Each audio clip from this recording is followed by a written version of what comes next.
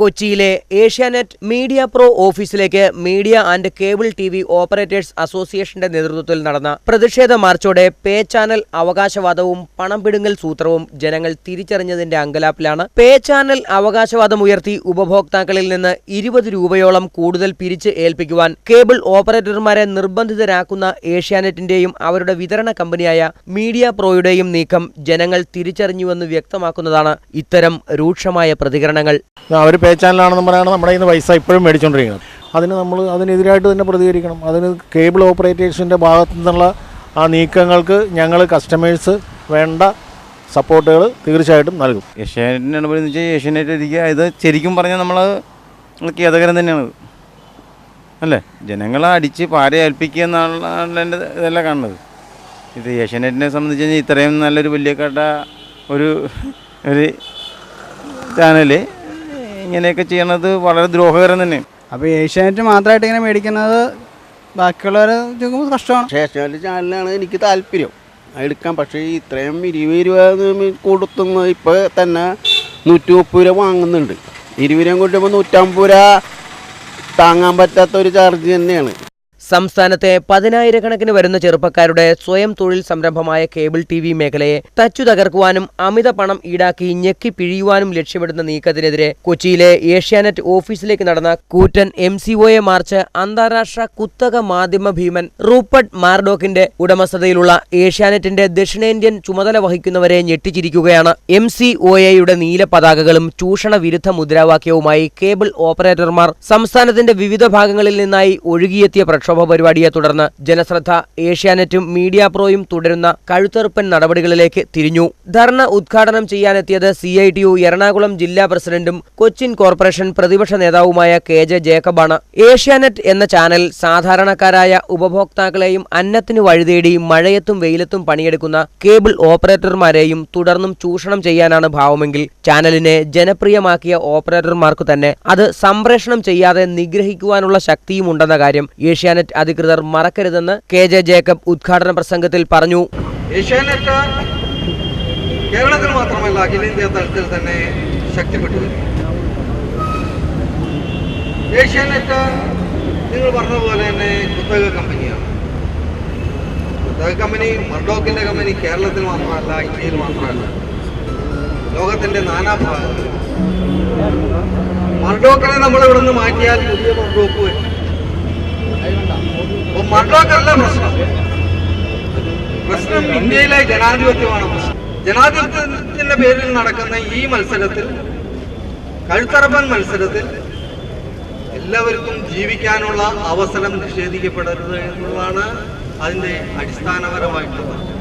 ഓരോ ചെറിയ ചാനൽ ഉടമയുടെയും ദൗർബല്യങ്ങൾ മനസ്സിലാക്കി അവരെല്ലാം വിലക്കെടുക്കാനുള്ള കഴിവും പ്രാപ്തിയും ചാതുര്യമൊക്കെ ഉള്ളവരാണ് മുതലാളിമാർ. അത് ഇന്നത്തെ മർഡോക്ക് അല്ലെങ്കിൽ വേറൊരു മർഡോക്ക് വരും. ഇദ്ദേഹത്തെ നേരിടുന്നതിന് വേറെ കമ്പനികൾ വരാൻ പാടില്ല എന്നൊന്നുമില്ല.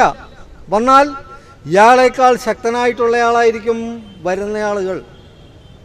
അവർ വാടകയ്ക്ക് എടുക്കുന്ന സ്ഥാപനത്തിന് അവർ കൊടുക്കേണ്ട വാടക കൃത്യമായി കൊടുത്തില്ലെങ്കിൽ അവിടെ നിന്ന് അവരെ ഇറക്കി വിടും. എന്നാൽ അവരുടെ കേബിളുകൾ കെട്ടിയിട്ടുള്ള ഇലക്ട്രിക് പോസ്റ്റിൽ നിന്ന് അവരെ ഒരു കാരണവശാലും ഒഴിവാക്കാൻ കഴിയും. നിസ്സാര വാടകയാണ് അവർ കൊച്ചി നഗരസഭയ്ക്ക് അടയ്ക്കുന്നത്. നിസ്സാര വാടക അത് അടയ്ക്കുന്നില്ല ഇപ്പോൾ. കാരണം എന്താ? അവർക്ക് ഹൈക്കോടതിയിൽ നിന്നൊരു സംരക്ഷണം കിട്ടി. തൽക്കാലം അടയ്ക്കേണ്ടതില്ല, തർക്കം തീരും. ഇത് ഹൈക്കോടതിയിൽ ഉള്ള ആളുകളെ കയ്യിലെടുക്കുന്നതിന് അവർക്ക് ബുദ്ധിമുട്ടൊന്നുമില്ല. അതിനുള്ള സംവിധാനമൊക്കെ അവർക്കുണ്ട്. നിങ്ങൾ വലിച്ചിട്ടുള്ള ഗ്രാമാന്തരങ്ങളിൽ വലിച്ചിട്ടുള്ള കേബിളുകൾ നിങ്ങളുടെ കയ്യിൽ നിന്ന് വിലക്കെടുക്കുക എന്നുള്ളത് എളുപ്പമെന്നുള്ള കാര്യമല്ല.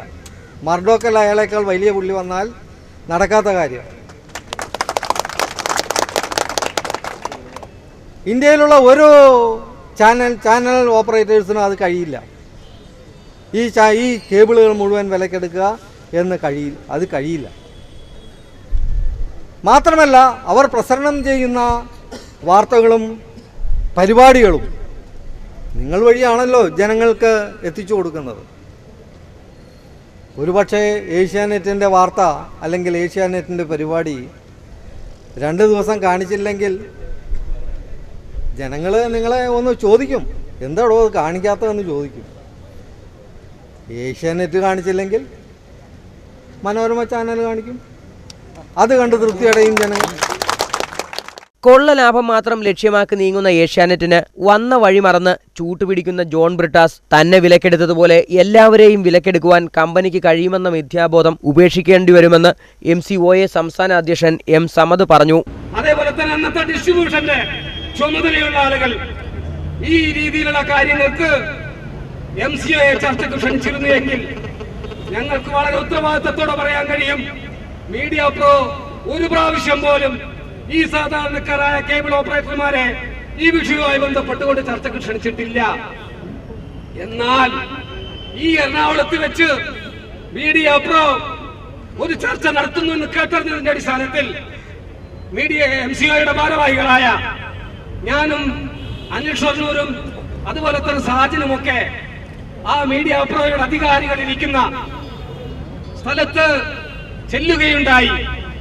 അവിടെ വെച്ച് മീഡിയ പ്രോയുടെ ദക്ഷിണേന്ത്യൻ മേധാവിയായിട്ടുള്ള മനുഷ്യൻ, ദക്ഷിണേന്ത്യയുടെ ഉത്തരവാദിത്തമുള്ള ഉദ്യോഗസ്ഥൻ ഒരക്ഷരം ഞങ്ങൾക്ക് പറയാനില്ല, ഈ പറഞ്ഞതിനപ്പുറം ഒരു കാര്യവും ഞങ്ങൾക്ക് പറയാനില്ല എന്നുള്ള രീതിയിൽ വളരെ ധിക്കാരത്തിന്റെ ഭാഷയിലാണ് സംസാരിച്ചിട്ടുള്ളത്. കേബിൾ ഓപ്പറേറ്റർമാരെയും ഉപഭോക്താക്കളായ പൊതുജനങ്ങളെയും മാത്രമല്ല സ്വന്തം കമ്പനിയിലെ ജീവനക്കാരെയും കൂടി കൊടിയ വഞ്ചനയ്ക്ക് ഇരയാക്കിയ ഏഷ്യാനെറ്റ് തൊഴിലാളി ചൂഷണത്തിൽ 1-ാം നമ്പറാണെന്ന് MCOA ധർണയെ അഭിസംബോധന ചെയ്ത BMS ജില്ലാ സെക്രട്ടറി രഘുരാജ് പറഞ്ഞു. ഈ ഏഷ്യാനെറ്റിന്റെ ഭാഗത്തുണ്ടായ ഈ നടപടിക്കെതിരായി ഈ ഏഷ്യാനെറ്റിനെ പേ ചാനലാക്കി മാറ്റിക്കൊണ്ട് അമിത ലാഭം കൊയ്യാനും ഉള്ള ശ്രമത്തിന്റെ ഭാഗമാണ്. കാരണം ACBയിലും മറ്റുമൊക്കെ ഇപ്പൊ സമരം വരും, തൊഴിലാളികൾ ഒന്നടങ്കം സമരത്തിലാണ്, അതിലേക്ക് പോവുകയാണ്. ഇനി അത് കയ്യും കെട്ടി നോക്കിയിരിക്കാൻ പറ്റില്ല, ആ രംഗത്തെത്തുകയാണ്. അതിന് ഇവർക്ക് നടത്തിക്കൊണ്ടുപോകാൻ പറ്റില്ല. ഇനി അവർ പോകുന്നത് പഴയ ചെറുകിട കേബിൾ ഓപ്പറേറ്റർമാരുടെ സഹായമില്ലാതെ ഈ ചാനലുകൾക്ക് കേരളത്തിൽ പ്രവർത്തിക്കാൻ കഴിയാത്ത സ്ഥിതി വരും. അതുകൊണ്ട് ഇപ്പോൾ തന്നെ അതിനുള്ള നിയന്ത്രണത്തിലാണ്.